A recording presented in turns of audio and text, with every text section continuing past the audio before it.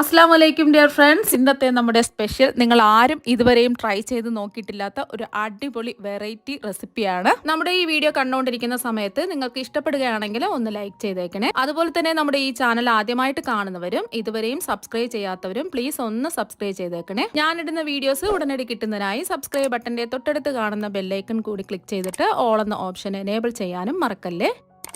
ആദ്യം തന്നെ ഇതിനായിട്ട് ഒരു പാത്രത്തിലേക്ക് ഞാനിപ്പോൾ 250 ml കപ്പിന് 2 കപ്പ് അരിപ്പൊടിയാണ് ഇട്ട് കൊടുക്കുന്നത്.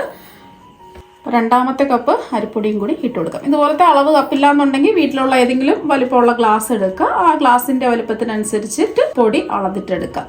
ഞാനിപ്പോൾ എടുത്തിട്ടുള്ള അരിപ്പൊടി ഇതുപോലെ ചെറിയ തരികളുള്ള അരിപ്പൊടിയാണ്. നിങ്ങൾക്ക് വേണമെന്നുണ്ടെങ്കിൽ വീട്ടിൽ വറുത്ത് പൊടിച്ച അരിപ്പൊടി വേണമെന്നുണ്ടെങ്കിലും എടുക്കാം. അല്ലെങ്കിൽ കടയിൽ നിന്ന് വാങ്ങുന്ന ഇതുപോലത്തെ ചെറിയ തരിയുള്ള അരിപ്പൊടി വേണമെന്നുണ്ടെങ്കിലും എടുക്കാവുന്നതാണ്. അരിപ്പൊടിക്ക് പകരം നിങ്ങൾക്ക് ഗോതമ്പ് പൊടി എടുക്കാം, അല്ലെങ്കിൽ റാഗി പൊടി എടുക്കാം.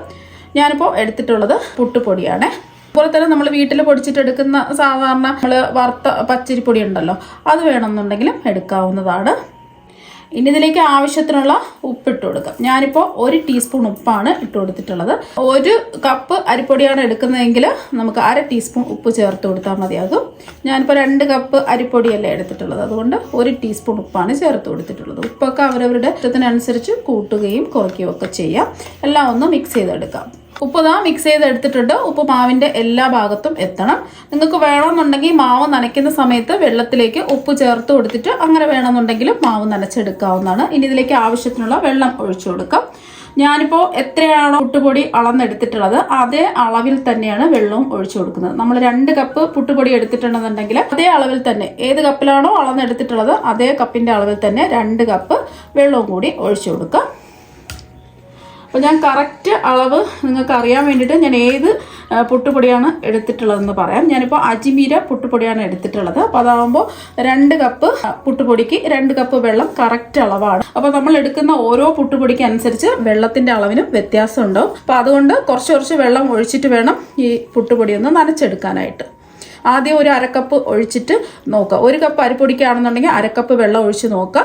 എന്നിട്ട് കുറച്ച് സമയം കഴിഞ്ഞിട്ട് വീണ്ടും വെള്ളം കുറച്ചായിട്ട് ഒഴിച്ച് പുട്ടുപൊടി കുഴച്ചിട്ടെടുക്കുക. ഇങ്ങനെ ലൂസായിട്ടല്ലേ ഇരിക്കുന്നത്. ഇനി കുറച്ച് സമയം നമുക്ക് ഇതുപോലെ ഒന്ന് മൂടി റെസ്റ്റ് ചെയ്യാൻ വേണ്ടിയിട്ട് മാറ്റി വെക്കാം. അപ്പം നമ്മൾ പുട്ടുപൊടി നനച്ച് വെച്ചിട്ട് ഒരു 15 മിനിറ്റ് ഒക്കെ കഴിഞ്ഞിട്ടുണ്ട്. ഇനി നമുക്ക് തുറന്ന് നോക്കാം. ഇപ്പം കണ്ടില്ലേ, പുട്ടുപൊടി നല്ല സോഫ്റ്റായിട്ട് കിട്ടിയിട്ടുണ്ട്. ഇനി നമുക്ക് ഇതിൽ വെള്ളം നനയ്ക്കേണ്ട ആവശ്യമൊന്നുമില്ല.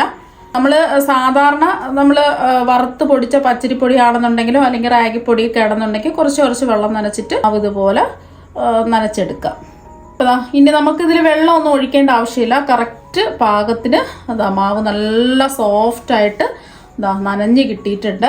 നമുക്ക് സമയമില്ലാത്ത സമയത്തൊക്കെ ആണെന്നുണ്ടെങ്കിൽ നമ്മൾ തലേ ദിവസം ഇതുപോലെ മാവ് നനച്ച് ഫ്രിഡ്ജിൽ വെക്കുകയാണെന്നുണ്ടെങ്കിൽ നമ്മൾ രാവിലെ പെട്ടെന്ന് തന്നെ നമുക്ക് പുട്ട് റെഡിയാക്കി എടുക്കാൻ പറ്റും.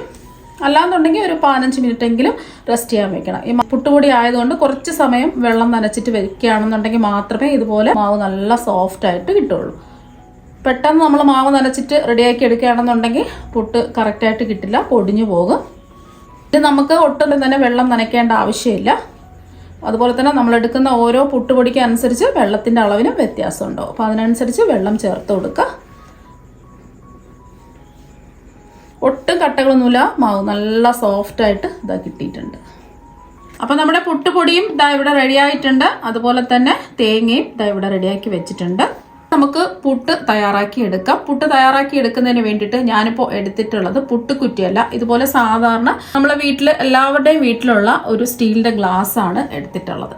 ഇന്ന് ഞാൻ റെഡിയാക്കാൻ പോകുന്നത് പുട്ടുകുറ്റി ഇല്ലാത്തവർക്ക് വേണ്ടിയിട്ടുള്ളതാണ്. അപ്പോൾ പുട്ടുകുറ്റി എല്ലാവരുടെ വീട്ടിലും ഉള്ളതാണ്. അപ്പോൾ ഇല്ലാത്തവർക്ക് വേണ്ടിയിട്ട്, പ്രവാസികൾക്കായാലും അല്ലെങ്കിൽ വിദേശത്ത് പഠിക്കുന്ന കുട്ടികൾക്കായാലും ഹോസ്റ്റലിൽ നിൽക്കുന്നവർക്കായാലും പുട്ട് കഴിക്കാൻ ആഗ്രഹം തോന്നുന്ന സമയത്ത് പുട്ടുകുറ്റി ഇല്ല എന്ന് പറഞ്ഞിട്ട് വിഷമിക്കേണ്ട ആവശ്യമൊന്നുമില്ല. ഇതുപോലെ ഗ്ലാസ് ഉണ്ടെന്നുണ്ടെങ്കിൽ നമുക്ക് പെട്ടെന്ന് ഈസി ആയിട്ട് സാധാരണ പുട്ടുകുറ്റിയിൽ റെഡിയാക്കി എടുക്കുന്ന പുട്ട് ഇതുപോലെ ഗ്ലാസ്സിലും നമുക്ക് റെഡിയാക്കി എടുക്കാവുന്നതേ ഉള്ളൂ. അപ്പോൾ അതിന് വേണ്ടിയിട്ട് ഞാനിപ്പോൾ ഒരു ഗ്ലാസ് എടുത്തിട്ടുണ്ട്. നിങ്ങൾക്ക് വേണമെന്നുണ്ടെങ്കിൽ ജസ്റ്റ് ഒന്ന് എണ്ണയോ നെയ്യോ ഒന്ന് തടവി കൊടുക്കാം. ഞാനിപ്പോൾ എണ്ണയോ നെയ്യോ ഒന്നും തടവി കൊടുത്തിട്ടില്ല. ഇനി ഗ്ലാസ്സിലേക്ക് നമ്മൾ നനച്ച് വെച്ചിരിക്കുന്ന പുട്ടുപൊടി ഇട്ട് കൊടുക്കാം. ആദ്യം നമ്മൾ പുട്ടുപൊടിയാണ് ഇട്ട് കൊടുക്കുന്നത്, തേങ്ങ അല്ല. ഒരു 2 ടേബിൾ സ്പൂൺ പുട്ടുപൊടി ഇട്ട് കൊടുക്കുക. ഒന്ന് ലെവൽ ചെയ്ത് കൊടുക്കുക. ഇതിലേക്ക് 1 ടേബിൾ സ്പൂൺ ചിരകിയ തേങ്ങ ഇട്ട് കൊടുക്കാം. ഇതിൻ്റെ മുകളിലായിട്ട് വീണ്ടും 2 ടേബിൾ സ്പൂൺ പുട്ടുപൊടി നിറച്ചു കൊടുക്കാം.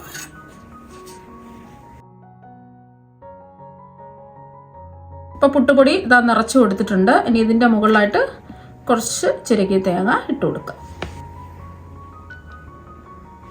അപ്പോൾ ചിരകിയ തേങ്ങ ഇട്ട് കൊടുത്തിട്ടുണ്ട്. ഇനി ഒന്ന് ഇതുപോലെ സ്പൂൺ വെച്ചിട്ട് ഒന്ന് ലെവൽ ചെയ്ത് ഒന്ന് ചെറുതായിട്ടൊന്ന് പ്രസ് ചെയ്ത് കൊടുക്കാം. ഇതുപോലെ ജസ്റ്റ് ഒന്ന് പ്രസ് ചെയ്ത് കൊടുക്കുക. ഒരുപാടിട്ട് പ്രസ് ചെയ്യണ്ട, ചെറുതായിട്ട് ഇതുപോലെ ഒന്ന് പ്രസ് ചെയ്യുക. ഇനി നമ്മൾ ഏത് പാത്രത്തിലാണോ പുട്ട് ആവിയേറ്റാൻ പോകുന്നത് അതിലേക്ക് ഇതൊന്ന് കമഴ്ത്തിയിട്ട് കൊടുക്കാം. ഞാനിപ്പോൾ ഇതുപോലെ ചെറിയ ഹോളുള്ള ഒരു സ്റ്റീമറിൻ്റെ തട്ടാണ് എടുത്തിട്ടുള്ളത്. അല്ലെങ്കിൽ നമ്മൾ ചോറ് ഒഴിക്കുന്ന പാത്രം ഉണ്ടല്ലോ അതെടുത്താലും മതി. അതിലേക്ക് നമ്മൾ ഇതുപോലെ ഒന്ന് കമഴ്ത്തിയിട്ട് കൊടുക്കാം. ഒന്ന് തുറന്ന് നോക്കാം. അപ്പോൾ ഇതുപോലെ വേണമെന്നുണ്ടെങ്കിൽ നിങ്ങൾക്ക് സ്റ്റീം ചെയ്തെടുക്കാം. ഞാനിപ്പോൾ ഈ രീതിയിലല്ല കാണിക്കുന്നത്, വേറെ രീതിയിലാണ് കാണിക്കുന്നത്. ഇങ്ങനെ ചെയ്യുമ്പോൾ ഉള്ള പ്രത്യേകത എന്ന് പറഞ്ഞാൽ നമ്മൾ ആവി ഏറ്റി എടുക്കുന്ന സമയത്ത് നമുക്ക് കറക്റ്റ് ഷേപ്പിന് കിട്ടില്ല, ചിലപ്പോൾ പൊടിഞ്ഞു പോകാനൊക്കെ സാധ്യതയുണ്ട്. അപ്പോൾ നിങ്ങൾക്ക് ഇങ്ങനെ വേണമെന്നുണ്ടെങ്കിൽ പുട്ട് റെഡിയാക്കി എടുക്കാവുന്നതാണ്. പക്ഷേ ഇങ്ങനെ നമ്മൾ പുട്ട് റെഡിയാക്കി എടുക്കുന്ന സമയത്ത് ചിലപ്പോൾ നമ്മൾ പൊടിഞ്ഞു പോകാൻ സാധ്യതയുണ്ട്. അപ്പോൾ കുറച്ചും കൂടെ നല്ല പെർഫെക്റ്റ് ആയിട്ട് കിട്ടുന്നത് ഇനി കാണിക്കാൻ പോകുന്ന രീതിയാണ്. അപ്പോൾ വീണ്ടും സ്റ്റീലിൻ്റെ ഗ്ലാസ് എടുത്തിട്ടുണ്ട്. വേണമെന്നുണ്ടെങ്കിൽ നിങ്ങൾക്ക് നെയ്യോ എണ്ണയോ ജസ്റ്റ് ഒന്ന് തടവി കൊടുത്താൽ മതി. ഒരുപാട് ഓവറായിട്ട് എണ്ണയോ നെയ്യോ ബ്രഷ് ചെയ്ത് കൊടുക്കരുത്. കാരണം എന്ന് വെച്ചാൽ ഞാനിപ്പോൾ എണ്ണയോ നെയ്യോ ഒന്നും ബ്രഷ് ചെയ്ത് കൊടുത്തിട്ടില്ല. അപ്പോൾ നിങ്ങൾക്ക് സംശയം ഉണ്ടാവും ഈ ഗ്ലാസ്സിൽ നിന്ന് പുട്ട് ഇളകി വരുമോ എന്നുള്ളത്. അപ്പോൾ അതുകൊണ്ട് മാത്രം. അപ്പോൾ ഞാനിപ്പോൾ നെയ്യോ എണ്ണയോ ഒന്നും ബ്രഷ് ചെയ്ത് കൊടുത്തിട്ടില്ല. ഗ്ലാസ്സിലേക്ക് ആദ്യം നമുക്ക് പുട്ടുപൊടി ഇട്ട് കൊടുക്കാം. നനച്ചെടുത്ത പുട്ടുപൊടി ഇട്ട് കൊടുക്കാം. ഒരു 2 ടേബിൾ സ്പൂൺ ഇട്ട് കൊടുക്കാം. ഇപ്പോൾ 2 ടേബിൾ സ്പൂൺ പുട്ടുപൊടി ഇട്ട് കൊടുത്തു. ഇനി 1 ടേബിൾ സ്പൂൺ ചിരകിയ തേങ്ങ ഇട്ട് കൊടുക്കുക. നമുക്ക് പുട്ടുപൊടി നിറച്ച് കൊടുക്കാം. ഇതിൻ്റെ മുകളിലായിട്ട് ചിരകിയ തേങ്ങ ഇട്ട് കൊടുക്കുക. ഇനി ഒന്ന് ഇതുപോലെ സ്പൂൺ വെച്ച് ചെറുതായിട്ടൊന്ന് ലെവൽ ചെയ്ത് ഒന്ന് പ്രസ് ചെയ്ത് കൊടുക്കുക. ഒരുപാടിട്ട് പ്രസ് ചെയ്യണ്ട. അപ്പോൾ ഈ ഒരു രീതിക്ക് റെഡിയാക്കി എടുക്കാം. അപ്പോൾ ഇങ്ങനെ ഞാനിപ്പോൾ ഒരു 5 ഗ്ലാസ്സിലാണ് പുട്ടുപൊടി നിറച്ചെടുത്തിട്ടുള്ളത്. അപ്പോൾ ഇങ്ങനെ ചെയ്യുമ്പോൾ നമുക്ക് സമയവും ലാഭമാണ്. നമ്മൾ ഒരു കുറ്റി പുട്ട് തയ്യാറാക്കി എടുക്കുന്ന സമയം കൊണ്ട് ഒന്നിലധികം നമുക്ക് പുട്ട് റെഡിയാക്കി എടുക്കാൻ പറ്റും. പുട്ടിൻ്റെ അതേ ടേസ്റ്റൊക്കെ തന്നെയാണ്. അപ്പോൾ നിങ്ങൾക്ക് എത്രയാണോ ആവശ്യമുള്ളത് അതിനനുസരിച്ചിട്ട് ഗ്ലാസ് എടുത്തിട്ട് ഇതുപോലെ മാവ് നിറച്ച് റെഡിയാക്കി എടുക്കാം. ഇനി ഇതൊന്ന് ആവിയേറ്റിയെടുക്കാം. അപ്പോൾ നമ്മൾ പുട്ട് ആവിയേറ്റ് വേവിച്ചെടുക്കുന്നതിന് വേണ്ടിയിട്ട് ഒരു പാത്രത്തിൽ കുറച്ച് വെള്ളം തിളപ്പിക്കാൻ വെച്ചിട്ടുണ്ട്. അപ്പോൾ വെള്ളം തിളച്ചിട്ടുണ്ട്. മുകളിലായിട്ട് വെച്ച് കൊടുത്തിട്ടുള്ള ഇതുപോലെ അരി വാർക്കുന്ന ഒരു പാത്രം ഉണ്ടല്ലോ, ചെറിയ ഹോളുള്ള അരിവാലയാണ് എടുത്തിട്ടുള്ളത്. ഇതുപോലൊരു പാത്രത്തിൽ ഏതെങ്കിലും ഒരു പാത്രത്തിൽ വെള്ളം തിളപ്പിക്കാൻ വെക്കുക. ഇതുപോലെ അരിവാല വെച്ച് കൊടുക്കുക. അരിവാല ഇല്ലാന്നുണ്ടെങ്കിൽ നമുക്ക് സ്റ്റീമറിൻ്റെ ഏതെങ്കിലും തട്ട് വെച്ച് കൊടുത്താലും മതി. അല്ലെങ്കിൽ ഏതെങ്കിലും ഒരു കടായി എടുക്കുക. കടായിൽ ഒരു സ്റ്റാൻഡോ അല്ലെങ്കിൽ ഒരു ബൗളോ വെച്ചിട്ട് അതിൻ്റെ മുകളിൽ നമ്മൾ സ്റ്റീലിൻ്റെ ചോറൊക്കെ കഴിക്കുന്ന പാത്രം ഉണ്ടല്ലോ ആ പാത്രത്തിൻ്റെ ഉള്ളിൽ ഗ്ലാസ് ഇറക്കി വെച്ചിട്ട് ആവിയേറ്റി മൂടി വെച്ച് വേവിച്ചെടുത്താലും മതി. ഞാനിപ്പോൾ എടുത്തിട്ടുള്ളത് ഇതുപോലെ അരി വറുക്കുന്ന ഒരു പാത്രമാണ് എടുത്തിട്ടുള്ളത്, ചെറിയ ഹോളുള്ള അരിവാലയുടെ. വെള്ളം തിളച്ച് വന്നിട്ടുണ്ട്. ഇത് നമുക്ക് ഓരോന്നായിട്ട് വെച്ച് കൊടുക്കാം.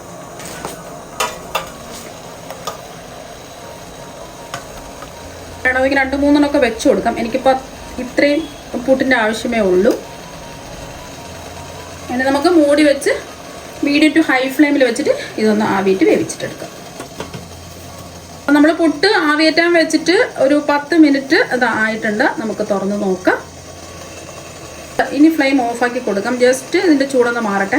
അപ്പോൾ നമുക്ക് ചൂടോടുകൂടി ഗ്ലാസ്സിൽ പിടിച്ചിട്ട് എടുക്കുമ്പോൾ കൈ പൊള്ളാൻ സാധ്യതയുണ്ട്. ഫ്ലെയിം ഓഫാക്കി ജസ്റ്റ് ഇതിൻ്റെ ചൂടൊന്ന് മാറിയിട്ട് നമുക്ക് അരിവാലയിൽ നിന്നും നമുക്ക് ഇത് പുറത്തെടുക്കാം.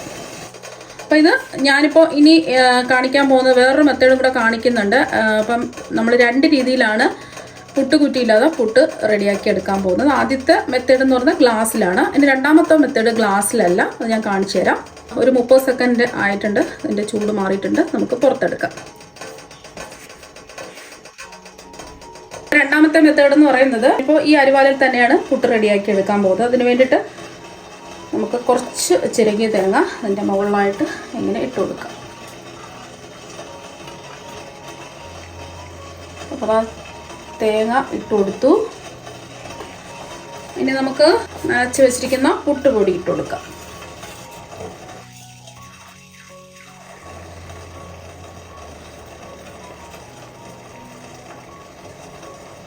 നിങ്ങൾക്ക് എത്രയാണോ തേങ്ങ വേണ്ടത് അതിനനുസരിച്ച് തേങ്ങ ചേർത്ത് കൊടുക്കാവുന്നതാണ്. കുറച്ച് ചിരകിയ തേങ്ങ ഇടാം.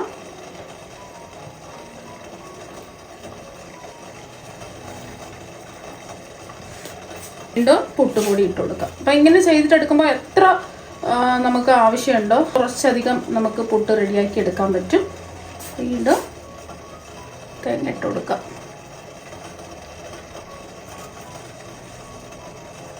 നമ്മൾ പ്രസ് ചെയ്ത് കൊടുക്കാൻ പാടില്ല. ഇതുപോലെ അങ്ങ് ജസ്റ്റ് അങ്ങ് വിതറി ഇട്ട് കൊടുത്താൽ മതി. സ്പൂൺ വെച്ചൊന്നും പ്രസ് ചെയ്യേണ്ട ആവശ്യമില്ല.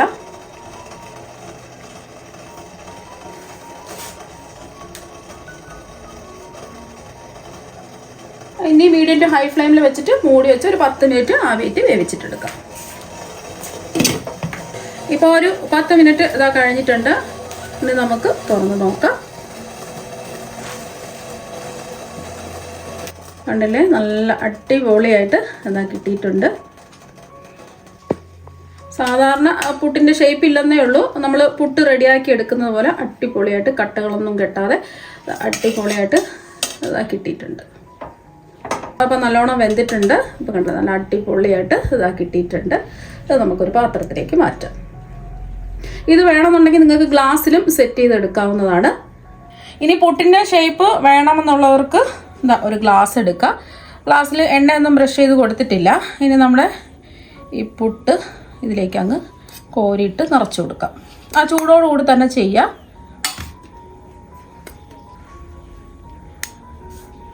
ഇത് തേങ്ങയൊന്നും ഇടേണ്ട ആവശ്യമില്ല. നമ്മൾ ജസ്റ്റ് തേങ്ങയെല്ലാം ഇട്ടതാണല്ലോ.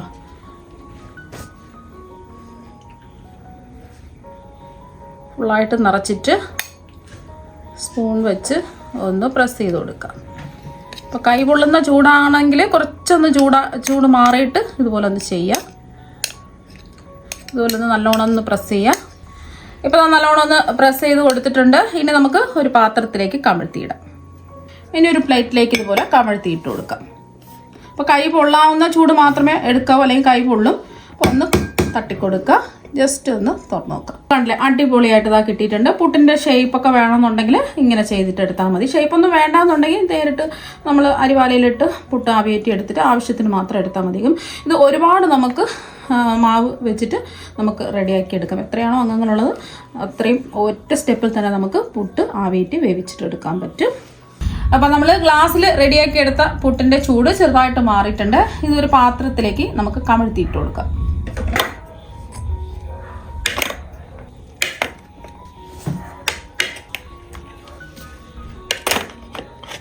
ജസ്റ്റ് ചെറുതായിട്ടൊന്ന് തട്ടിക്കൊടുത്തതിന് ശേഷം എല്ലാം ഒന്ന് തുറന്ന് നോക്കാം. അടിപൊളിയായിട്ട് കിട്ടിയിട്ടുണ്ട്.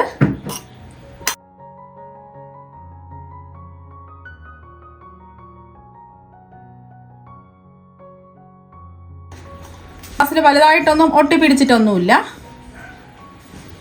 പുട്ടുകുറ്റിയില്ലാതെ തന്നെ പുട്ട് വളരെ വേഗത്തിൽ നമുക്ക് ഒരു സ്റ്റീൽ ഗ്ലാസ് ഉണ്ടെന്നുണ്ടെങ്കിൽ റെഡിയാക്കി എടുക്കാവുന്നേ ഉള്ളൂ. ഇതിൽ എത്ര പുട്ട് വേണമെങ്കിലും ഒറ്റ പ്രാവശ്യം കൊണ്ട് നമുക്ക് റെഡിയാക്കി എടുക്കാൻ പറ്റും. സാധാരണ പുട്ടുകുറ്റിയിൽ ആവിയേറ്റ് വേവിച്ചെടുക്കുന്ന പുട്ടിനേക്കാളും കുറച്ചും കൂടെ സോഫ്റ്റും നല്ല ടേസ്റ്റും ആയിരിക്കും. പുട്ട് കണ്ടില്ലേ, നല്ല സോഫ്റ്റായിട്ട് അടിപൊളിയായിട്ട് ഇരിപ്പുണ്ട്.